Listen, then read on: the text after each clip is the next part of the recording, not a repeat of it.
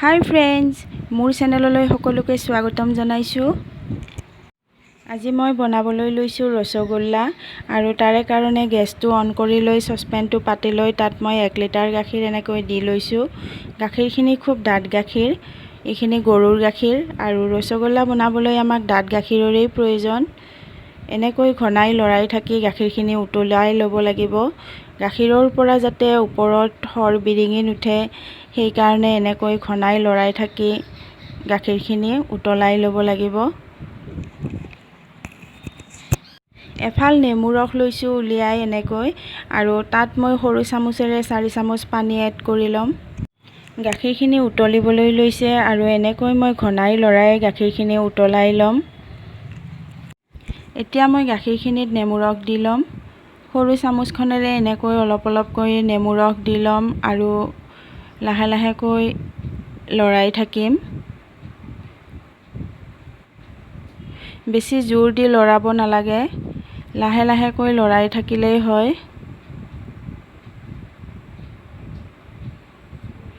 মোৰ শুভাকাংক্ষী তথা ছাবস্ক্ৰাইবাৰসকলক মই এটা কথা জনাওঁ, মোৰ চেনেলটোৰ নাম মই সলনি কৰিলোঁ।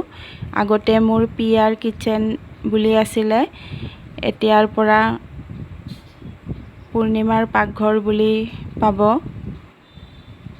নামটো কেনেকুৱা লাগিলে কমেণ্ট কৰি জনাবচোন।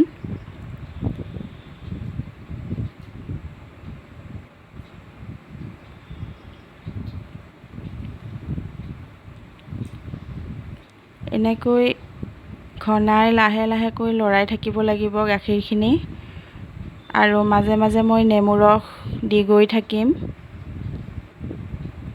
গাখীৰৰ পৰা চানা উলিওৱা এনেকুৱা প্ৰচেছটো অলপমান দীঘলীয়া হয়। এতিয়া মই গোটেইখিনি নেমু ৰস দি ল'লোঁ আৰু পুনৰ এনেকৈ লাহে লাহেকৈ লৰাই থাকিম। কিন্তু আমি পাৰফেক্ট চানাৰ ৰসগোল্লা খাবলৈ হ'লে এইখিনি কষ্ট কৰিবই লাগিব।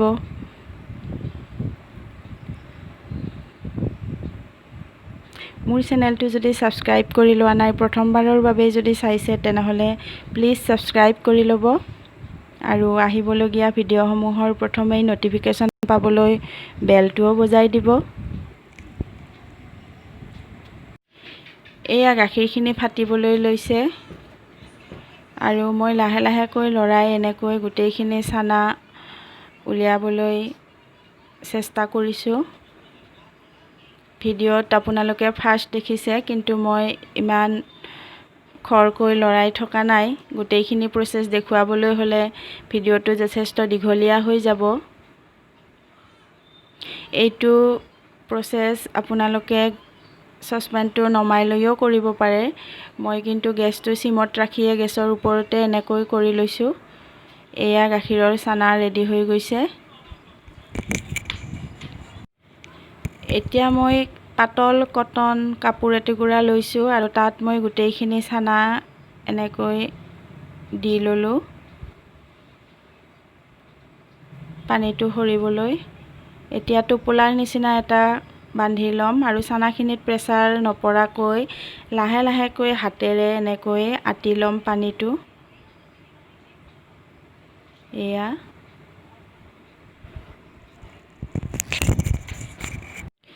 যিহেতু নেমু ৰস দি গাখীৰৰ পৰা চানাখিনি উলিয়াই লৈছিলোঁ,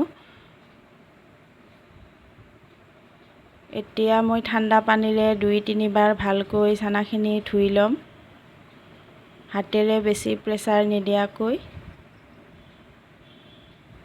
চানাখিনিত যাতে নেমু ৰসৰ টেঙা টেঙা ভাৱটো নাথাকে।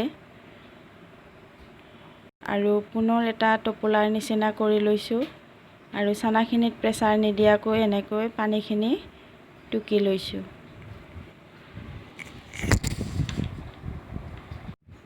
এতিয়া মই এইখিনি 10 মিনিট সময়ৰ কাৰণে পানীটো সৰিবলৈ এনেকৈ ৰাখি থ'ম। এয়া 10 মিনিট পিছত চানাৰ টোপোলাটো মই এনেকৈ খুলি লৈছোঁ।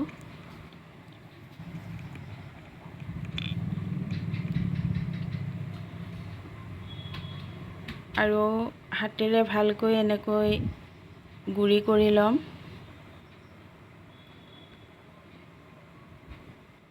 একেবাৰে মিহি হোৱাকৈ।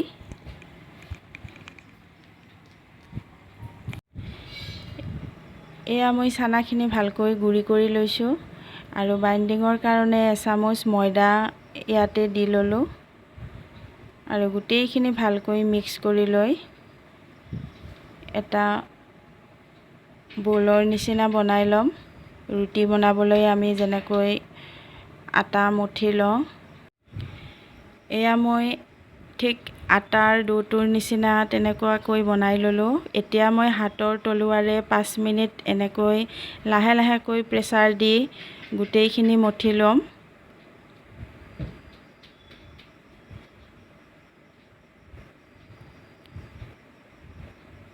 চানাৰ ডোটো একেবাৰে ছফ্ট হ'লে ভাল হয়, তেতিয়াহে ৰসগোল্লাকেইটা খুব ছফ্ট হয় আৰু খাবলৈও ভাল হয়। এতিয়া মই এনেকৈ বল বনাই ল'ম।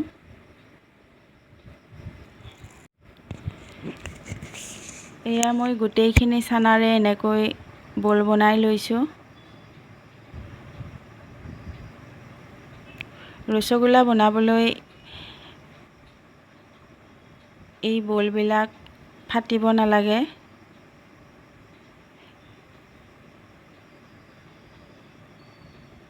এনেকৈ মই গোটেইখিনি বনাই লৈছোঁ আৰু আপোনালোকে চানাৰ ডোটো পাৰফেক্ট ৰসগোল্লাৰ কাৰণে ৰেডি হৈছে নে নাই সেইটো চাবলৈ প্ৰথমতে এটা বল বনাই ল'ব। তাত যদি ফাট মেলিছে বেছিকৈ তেনেহ'লে জানিব যে ডোটো মঠি লোৱাতে ঠিক হোৱা নাই বা কিবা ক'ৰবাত গণ্ডগোল হৈছে, সেইটো জানিব পাৰিব। এয়া মই গোটেইখিনি এনেকৈ বল বনাই ল'লোঁ। 1 লিটাৰ গাখীৰৰ চানাত মই এচামুচ বাইণ্ডিঙৰ কাৰণে ময়দা লৈছিলোঁ আৰু এই গোটেইখিনি মিলি মোৰ মাত্ৰ 10টাহে ৰসগোল্লা ওলালে। 2টামান অৱশ্যে মই সৰুকৈ বনালোঁ আৰু বাকীকেইটা ডাঙৰকৈ বনালোঁ। এনেকৈ মই গোটেইখিনি বল বনাই ল'লোঁ। এতিয়া চেনিৰ ৰসটো বনাই ল'ম। তাৰ কাৰণে লৈছোঁ এয়া 1.5 গিলাচ চেনি, 2টা একে জোখৰে গিলাচ 1.5 গিলাচ। গেছটো অন কৰি লৈ মই চচপেনটো পাতি ল'লোঁ চেনিৰ ৰস বনাবলৈ। এইটো গিলাচেৰে মই 4 গিলাচ পানী দি ল'ম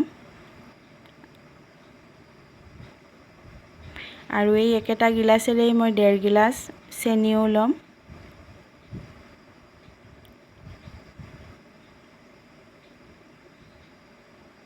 গেছৰ ফ্লেম মই প্ৰথমতে হাই কৰি লৈছোঁ। পিছত যেতিয়া চেনি উতলিবলৈ ল'ব, গলিবলৈ ল'ব, তেতিয়া মই মিডিয়াম কৰি ল'ম।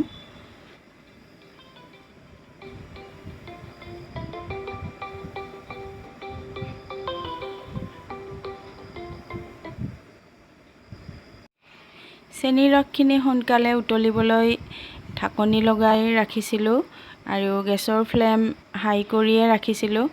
এতিয়া গেছৰ ফ্লেম মিডিয়াম কৰি লৈছোঁ আৰু এনেকুৱাতে মই ৰসগোল্লাকেইটা দি লৈছোঁ আৰু ঢাকনি লগাই পুনৰ 5 মিনিট সময় এনেকৈ উতলিবলৈ দিম। সম্পূৰ্ণ 5 মিনিট পিছত ঢাকনি গুচাই মই এনেকৈ সৰু চামুচ এখনেৰে ৰসগোল্লাকেইটা ভালকৈ লৰাই ল'ম ভালকৈ সিজিবলৈ, আৰু লগতে মই 2টা গোটা ইলাচিও দিছিলোঁ আৰু পুনৰ 5 মিনিট সিজিবলৈ দিম। 5 মিনিট পিছত আকৌ ঢাকনি গুচাই ৰসগোল্লাকেইটা মই এনেকৈ চেক কৰি ল'ম। এয়া ৰসগোল্লা ফুলিবলৈ লৈছে আৰু এতিয়া মই ঢাকনি নলগাকৈ গেছৰ ফ্লেম চিমত ৰাখি এনেকৈয়ে ৰসগোল্লাকেইটা 5 মিনিট সিজিবলৈ দিম। ৰসগোল্লা ৰেডি হৈ গ'ল। এতিয়া সম্পূৰ্ণ 1 ঘণ্টা এনেকৈ ৰাখি দিম।